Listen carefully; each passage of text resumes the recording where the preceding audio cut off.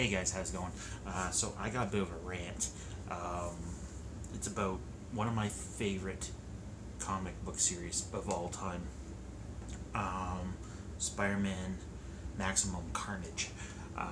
Out Came out in the summer of 1993 and expanded from Amazing Spider-Man, Spectacular Spider-Man, Web Spider-Man, Spider-Man, and two of the Ultimate Unlimited Spider-Man 1 and 2, which bookended the whole series together. Um, Great first act, great second act, and the end it kind of just went blah, blah, blah. And it's always bugged me. They just wasted the whole 14 issue or 13 issue right up to the last issue of this giant saga, this race, this heart beating adrenaline rush, and it just kind of fizzled out at the end. And that's what I'm going to talk about today. I am going to talk about Maximum Carnage, the conclusion, Spider-Man Unlimited number 2. So I'm going to stop this video, I'm going to go to the desk, and we're going to flip through this motherfucker, and I'm going to rant a bit. Alright guys, I'll see you in a second. Alright, so here we are. Gotta fix this thing. There we go. Yeah, so Spider-Man Unlimited number 2. I don't know where they went wrong with this. The number 13, this is beat up the shit, but with volume 13 or issue 13 of the Maximum Carnage series, everyone believed that Carnage died. The Avengers put together this ray that basically took out his whole gang. Shriek, there was Demo, Hobgoblin, the guy that touched people and they just died.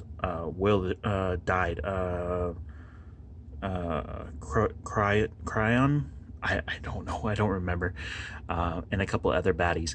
But the beam was so powerful that they thought they killed Carnage because he was just laying on the ground and he just had the face on. And at the end of the episode, you find out that Carnage is still alive, and it's up to Venom and Spider-Man to stop him because everybody else left. Like, they just disappeared once the everyone thought Carnage was dead and his posse was gone.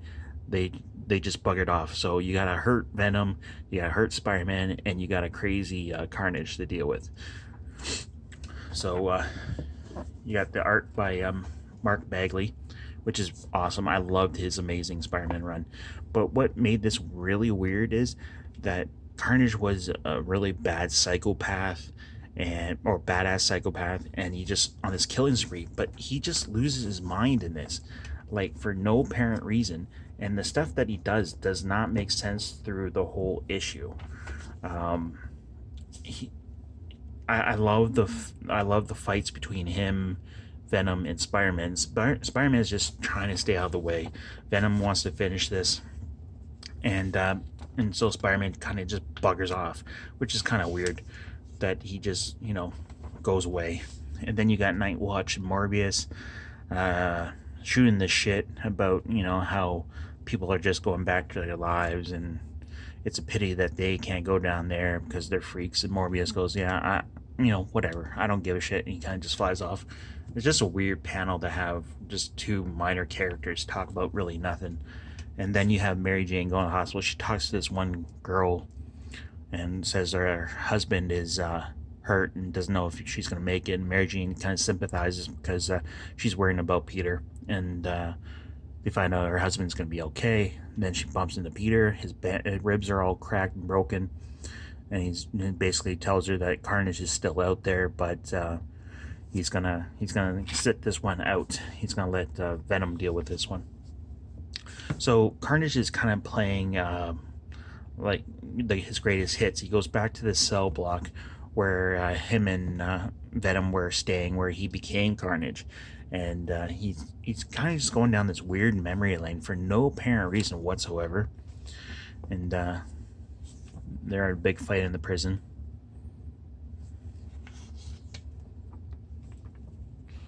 And there's Aunt May and Peter's so-called parents, and his dad's having a hard time with everything that's going on in New York, and people are going nuts. Then you got the lesser like, look at this, look at the band of friggin' Avengers they got. Black Widow, Thunderstrike, Vision, I think that's Hercules, Black Knight.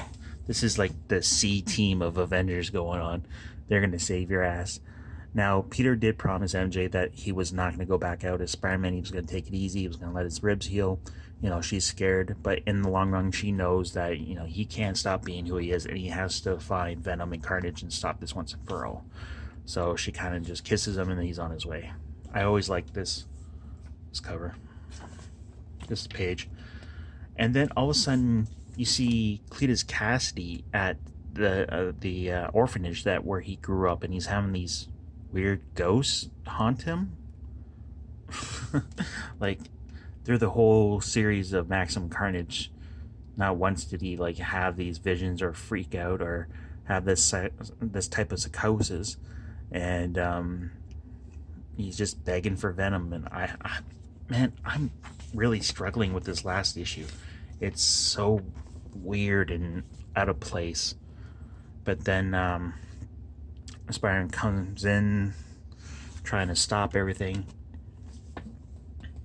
and they're fighting. Of course, Venom loses his temper, and then Carnage kind of disappears.